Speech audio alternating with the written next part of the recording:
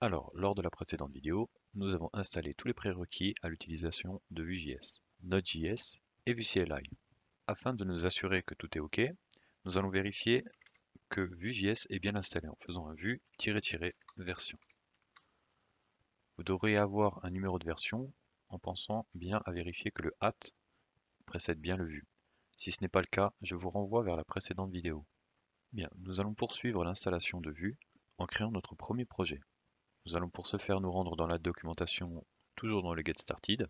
Le lien est dans la description. Dans la partie Creating Project, là on va nous expliquer que pour créer un nouveau projet, il nous suffit de taper la commande Vue.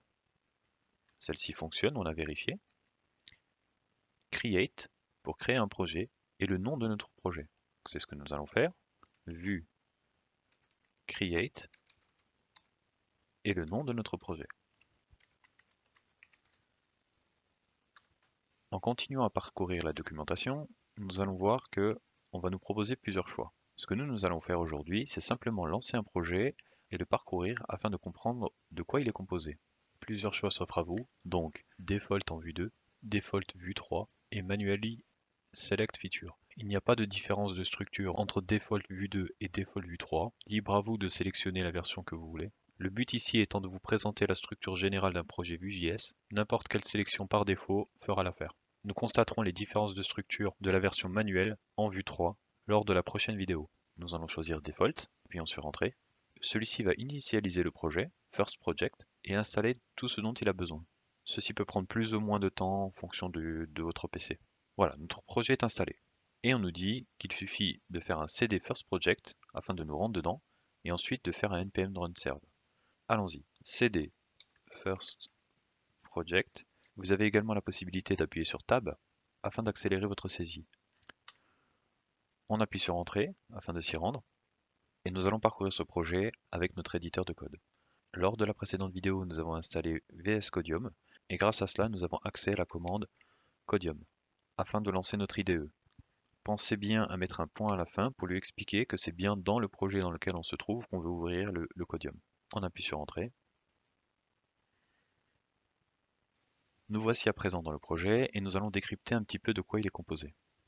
Alors, les nodes modules comprennent pas mal de paquets, et notamment ceux qui sont nécessaires à l'utilisation de Vue. Donc pour l'instant, on ne s'en occupe pas. Le dossier public comprend tous les fichiers qui seront partagés au client final. Vue.cli s'est occupé de nous préparer un git ignore. Donc ce fichier-là comprend une liste de dossiers et de fichiers qui ne seront pas pris en compte par Git. Le fichier Babel config qui comprend la configuration de compilation de Babel. Le fichier package.json qui vient avec son .loc, dans lequel on retrouve toute la configuration de base. Le nom du projet, sa version, les scripts, nous allons voir ça dans un instant. Les dépendances, ce sont les paquets installés dans les nodes modules dont Vue.js a besoin pour fonctionner. Les dépendances de développement, celles-ci sont les paquets nécessaires lors du développement, et on retrouve notamment Babel, le ESLint config qui est la configuration du paquet de ESLint, et le browser list comprenant également une configuration de base. À présent, faisons le tour du dossier src. Celui-ci comprend un main.js, donc on importe un vue from Vue présent dans les nodes modules. Donc si on descend tout en bas, on voit qu'il est présent ici. Un app from app.vue qui est lui dans le dossier courant. Une petite variable qui est passée pour lui expliquer qu'on n'est pas en mode production. Et la fameuse instance de Vue. Retournons rapidement dans notre index.html pour voir que s'y trouvent deux balises qui vont nous intéresser. Le noScript au cas où le navigateur ou l'utilisateur lançant l'application n'a pas activé le JavaScript. Donc c'est dans ce cas-là ce message qui sera affiché. Et la div avec un ID app sur laquelle Vue.js va se baser pour créer notre application. En regardant de plus près, on constate que l'application est montée sur une div avec l'ID app. Le dossier assets dans lequel nous allons pouvoir mettre nos images, nos scripts, nos CSS, le dossier component qui comportera nos propres composants et le fameux app.vue. Les composants Vue.js se séparent en trois parties. La partie templating, donc le HTML, la partie script avec notre fameux script et la partie style. À savoir que sur les trois, deux sont facultatifs, le script et le style. Nous pourrions nous contenter alors de créer des sous-composants qui comprennent uniquement du template HTML. Ce n'est évidemment pas le but de cette vidéo. Maintenant que nous avons fait le tour, nous allons pouvoir lancer notre application. On se souvient que Vue.cli nous proposait de faire un npm run serve, c'est exactement ce que nous allons faire. Et vu si CLI va s'occuper de nous préparer un serveur local, nous allons pouvoir naviguer sur l'application. Donc là, on nous dit que l'application est prête et qu'elle est disponible à cette adresse. Allons-y de ce pas. Donc bien localhost 8080 et on voit que notre application est prête. Deux choses importantes à noter, nous allons nous débarrasser de tout ce qui est optionnel. Nous avons vu tout à l'heure dans le package.json que nous avions des scripts et nous retrouvons notre fameux serve. Lorsqu'on tape la commande npm run serve, en réalité vuCLI il vient se servir ici. Donc il voit qu'il y a des scripts, qu'il y a bien une clé serve, et la véritable commande qui est lancée, c'est vuCLI service serve. La deuxième chose que nous pouvons noter, c'est que nous avons accès à du hot reload. Séparons notre écran afin d'y voir plus clair. Et regardons un petit peu plus près notre fichier app. Dans celui-ci se trouve l'image que l'on voit ici, le welcome qui se trouve dans le composant Hello World, que nous allons parcourir. Dans le composant Hello World se trouve tout le HTML que nous voyons décrit ici, en mettant comme titre First Project. Au moment où on va enregistrer, le compilateur se rend compte qu'il y a une modification et applique cette modification instantanément. C'est ce qu'on appelle le hot reload. Cette fonctionnalité vient automatiquement avec vuCLI et est disponible uniquement avec la clé npm run serve.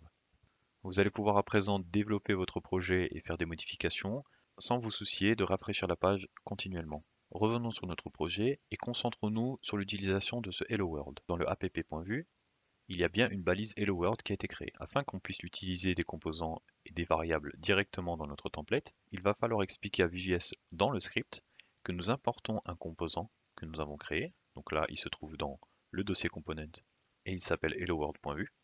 Nous sommes ici dans app.vue. Nous déclarons qu'à l'intérieur, nous allons utiliser un ou des composants.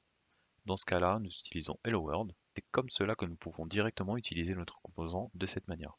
Notre Hello World.vue comprend sa propre logique et comme nous l'avons vu plus tôt, un template HTML, un script qui lui est propre et également le style. Dernière chose avant de nous quitter, nous avons vu comment utiliser vuCLI en mode de développement. Voyons à présent à quoi sert la commande build. Utilisons CTRL-C pour fermer le serveur. Il va nous demander si effectivement on veut terminer le programme, on met oui. Et nous allons utiliser la commande npm run build qui se trouve, comme on l'avait vu plus tôt,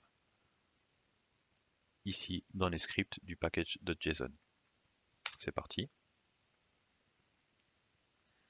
On voit que Vue.js build pour production et qu'il a bien pris en compte notre commande.